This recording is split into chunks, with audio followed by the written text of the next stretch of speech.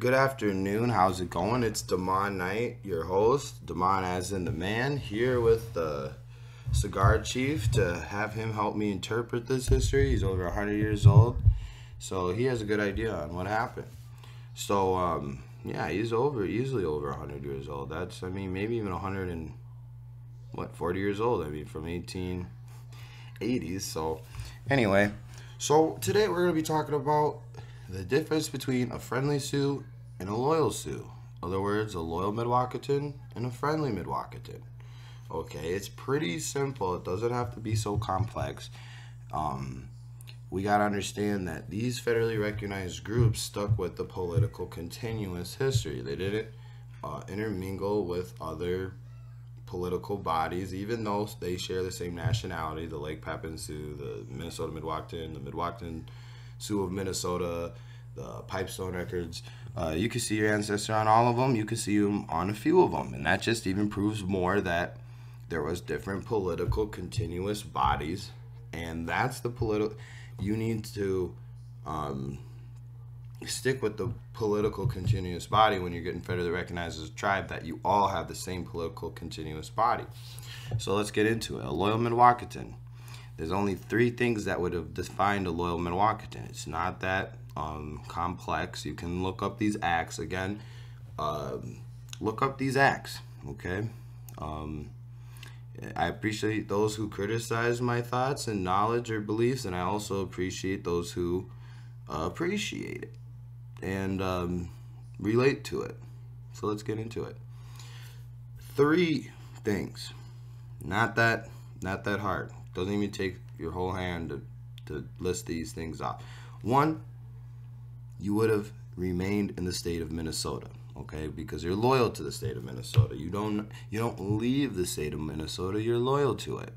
Now, I can go into evidence that you could use to prove you remained in the state of Minnesota. Another thing is that you did not participate in the Dakota Uprising War. You were not in any part of the warfare. You were not on a horse with a musket firing. You were not burning down New Ulm. You were not committing arson. You weren't killing children and women and men. That would have been another indication that you were not a participant. If you're that you're a loyal Mdewakanton. If you were not a participant, commonly these would have been women who married white settlers and French Canadian men. And last but not least, you saved hundreds and thousands of white settlers. Okay, your family, I believe, John other day received the Medal of Honor from the United States. My grandmother did. Chief Wabasha did. Obviously, he was passed away. Chief Wabasha III. He was passed away during the Uprising War. And Chief Tamaha also received a Medal of Honor from the United States. He would have been passed away. But the loyalty to the idea of a new United State, okay? So we would have seen our ancestors be influenced on that, okay? My grandmother seen the development and growth of Pig's Eye, Minnesota. In fact, earliest records indicate from when they started taking census rolls in St. Paul. My grandmother was the oldest resident of St. Paul, okay? So she was from the Little Crow Band village. Many of those women went and married off to other bands of the Dakota, and many of those men in that village would have fought in the war.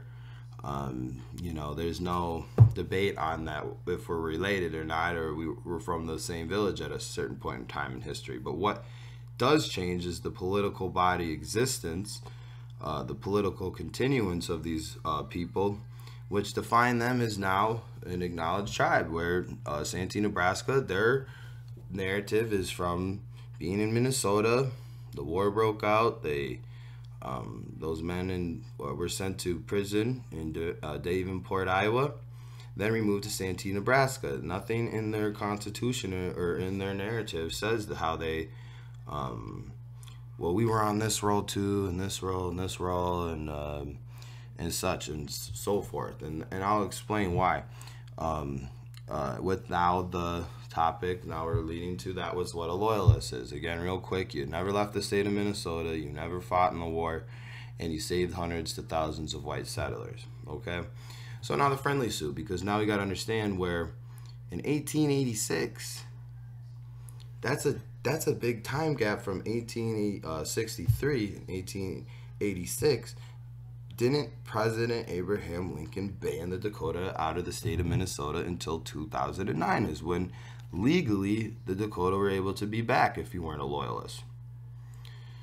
So how would you, a lot of you thinking, what's the difference of the friendly Sioux? I thought that was the loyal Sioux. Okay, well, you could look at the loyal Sioux where you can look at birth certificates, death certificates, marriage certificates, baptism, land records, and tax records, that if your ancestor, of all of what I just said, is all this, those things and events took place in Minnesota before 1886, right after 1863, that's evidence that your grandparent was most likely a loyal, not most likely, is a loyal Mdewakanton. Okay, you would have settled in Minnesota. That's what my family did in 1861, 1 year before the Dakota Uprising War. Issued the Sioux Land Patent, and then settled it in 1875. So there was no history in my family story anyway that we've ever left the state of Minnesota. So now you got a lot of people who fled the state, started mixing and intermingling with the Sisseton and the Yankton and the Lakota, and that's their political existence, is that they fled the state for their own safety and their own reasoning, which is understandable. Quite fortunately, I'm lucky. I mean, it could have been just a split decision of leaving the state or staying in the state. What they had to go through, their minds was on survival mode. So that's, again, we're all the same people. I even hate speaking like we're different political bodies, like we're just different nationalities, or if you will. But that's what's happened, is that all of our people, they're proof of federally recognized Indian tribes. And, it can come back to, if we did a huge grand finale family tree, we're all connected, lineage-wise. That's not how the government works, unfortunately, so we have to play by their playbook. So let's do that. So now, the friendly Sioux. 1886, 1885, Walter McLean first, and Robert B. Hinton were preparing census rolls. Now, when you look at their appropriated acts and their census rolls, what's the difference between 1863 and 1886? Well, it says that if you remained in Minnesota May 20th, 1886, or making your way back, is what considers you a Minnesota Mdewakanton and why you would have been on that census roll. That's something that was always interesting to me, because my grandmother Angeline and her children, she had 15 children. I descend through one, Margaret Moran, then eventually the birth and start of the Cermak family.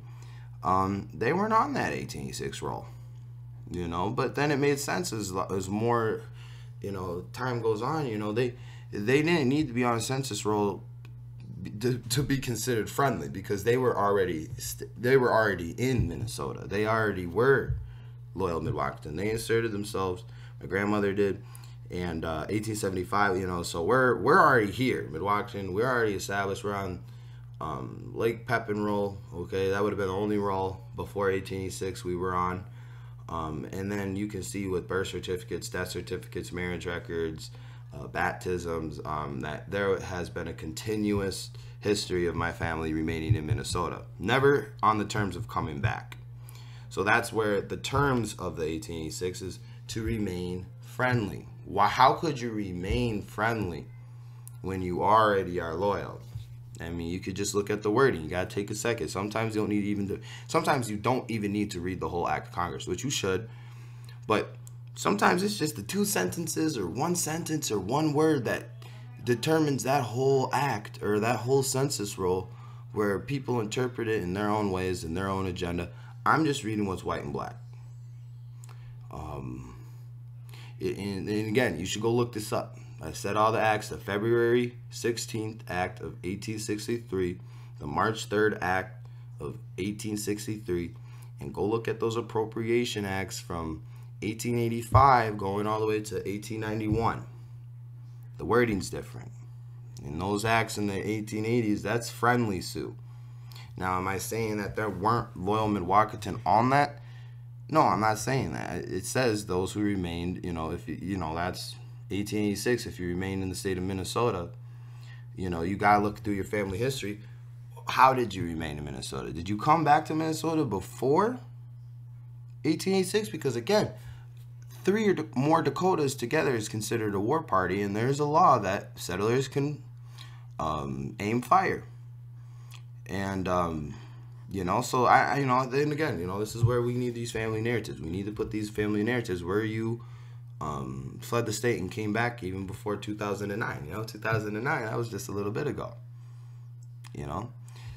So some of us are driving 2009 cars. Think about it. Dang, I wouldn't have been able to drive in this car in this state until 2009. So, but then it's a different president. It's a different time.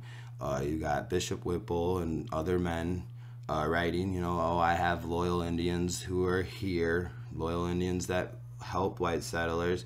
That Bishop Whipple, who was I believe a Christian pastor or a Catholic Catholic father.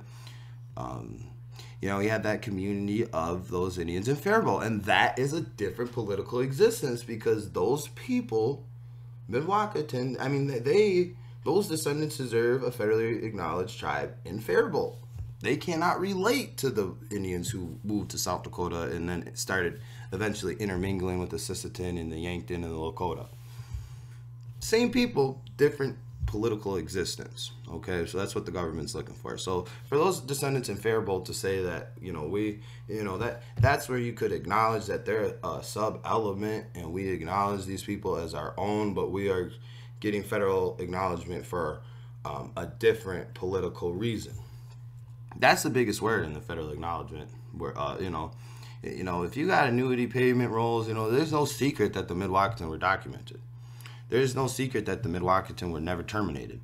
In fact, the Minnesota Mdewakanton, those 3 communities in Minnesota, represents the friendly Sioux.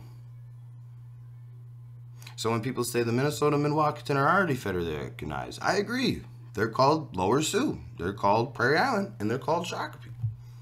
Look at the Pipestone records. They only use that to identify blood quantum. And it says that, but you have to be a descendant of 1886 Mdewakanton, and only that roll, not 10 rolls.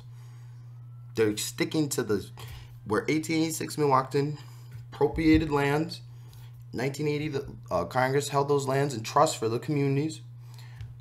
Section 3, no other assignment should be affected by that. That's another video. They stuck with the same story. It's like you're getting interrogated by the police. It's important that everybody has the same story. Okay, might work out at the end, but if somebody else has a different story, that could be bad.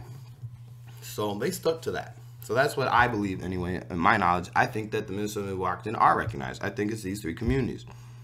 Okay. Now, whether if people don't descend from the 1886 roll in these communities, that's not what we're talking about today. That's not my That's not my business. My business right now is identifying the difference of a loyal and a friendly. So friendly came back on the terms of being friendly.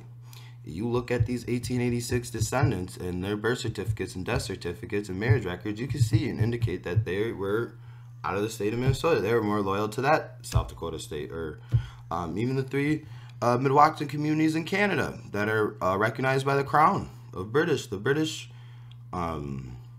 Queen of Britain recognizes the Mdewakanton. Now, are those Mdewakanton saying that they have a sub-element with Minnesota Indians or these Indians? I'm sure they know that we're all related,